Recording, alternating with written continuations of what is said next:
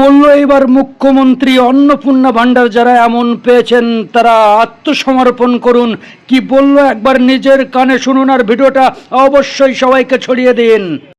আপনারা 10ই জুলাই 2026 পর্যন্ত আবেদনকারীদের মধ্যে উপযুক্ত কেউ যদি বঞ্চিত হয়, আবার নতুন ফর্ম ফিল আপ করতে হবে না, শুধু ফর্মের নম্বর, অ্যাকাউন্ট নম্বর দিয়ে অভিযোগটা নথিভুক্ত করবেন। আর যদি দেখেন যে বিরাট অর্থশালী লোক মাসে 5 লাখ 10 লাখ রোজগার করে, তিনি পেয়ে গেছেন, তিনি তো পাওয়ার উপযুক্ত নন, তাকে বলবো সারেন্ডার করতে। আর যদি এমন অনুপযুক্ত লোক পেয়ে থাকে, সে তথ্যটাও সরকারের চোখ হিসেবে আপনারা ওই পোর্টালে বলে দিবেন অমুক ব্যক্তি স্থায়ী সরকারি কেন্দ্রীয় সরকার বা রাজ্য সরকারের কর্মচারী, তাকে দেওয়া উচিত হয়নি, সেটাও আমরা কারেকশন করে নিতে পারবো।